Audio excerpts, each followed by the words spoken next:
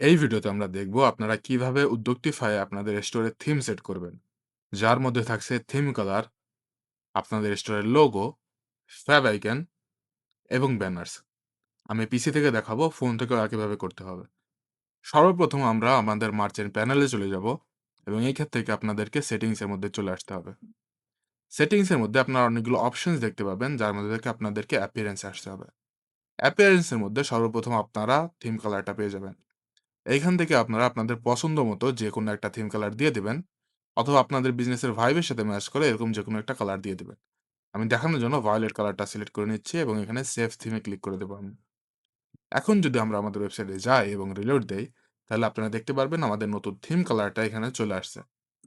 নেক্সটে আমি এখানে আমার লোগো, ফ্যাব আইকন এবং ব্যানার্সগুলো এক এক করে আপলোড করে দেবো। এখানে আপনি ক্লিক করেও আনতে পারবেন, অথবা ড্র্যাগ অ্যান্ড ড্রপও করতে পারবেন। সো আমি সর্বপ্রথম আমার থিমের এখানে চলে আসবো এবং আমার লোগোটা এখানে আমি আপলোড করে দেবো।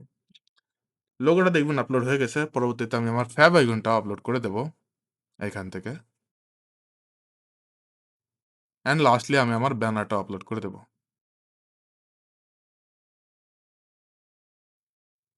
এখন যদি আপনি আপনার ওয়েবসাইটে আসেন এবং এখানে রিলোড দেন, তাহলে দেখতে পারবেন আপনার যে লোগোটা, ফ্যাব আইকনটা এবং ব্যানারটা সবগুলোই চলে আসছে এখানে। আপনি চাইলে মাল্টিপল ব্যানার্সও এখানে আপলোড করতে পারবেন। সেই ক্ষেত্রে আপনাদের ওয়েবসাইটে ব্যানারগুলো একের পর এক লুপে চলতে থাকবে।